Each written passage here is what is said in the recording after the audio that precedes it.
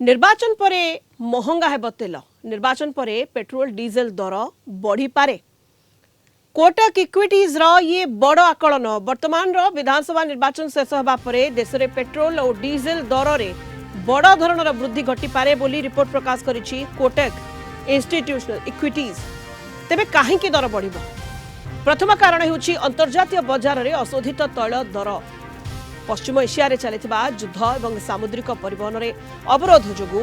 बाधा जोगु विश्व बाजार रे अशोधित तैल दर वृद्धि पाइछि वर्तमान यह बैरेल पिछा प्राय $120 पाखापाखि पहुंचलानी।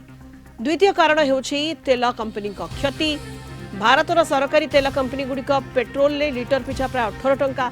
डीजेल रे प्राय 35 टंका क्षति सहुछंती। रिपोर्ट अनुसार यह कंपनी गुड़िक मासिक प्राय 27,000 कोटी टंकार आर्थिक बोझ सहिबाकू पड़ुछि।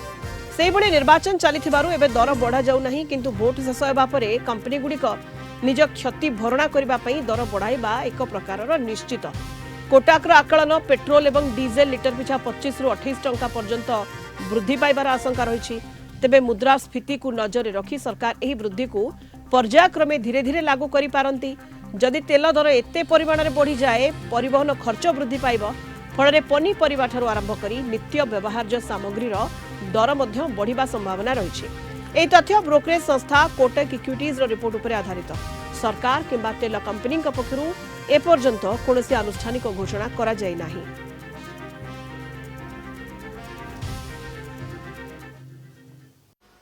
देखो अंतरराष्ट्रीय बाजार रे आज क्रूड ऑयल रो दाम गतकाली तुलन में $5 बढ़ी तामाने $103 गतकाली थिला बेलू आज $108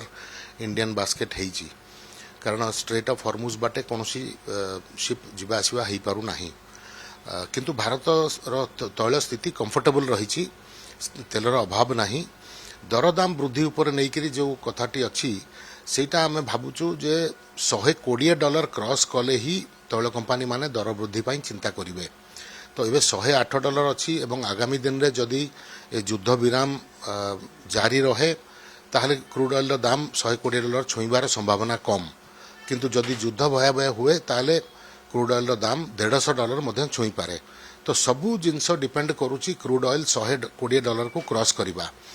एबेका स्थिति रे लागू नाही जे ऑयल कंपनीज माने दर वृद्धि करिवे इलेक्शन सइला परे मध्य समस्तंकर एटा गोटे डिस्कशन रो पॉइंट जे इलेक्शन रही इलेक्शन परे निश्चित दर वृद्धि हबो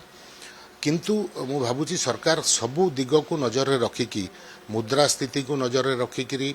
एवं इन्फ्लेशन को नजर रे रखिकी जेहेतु एते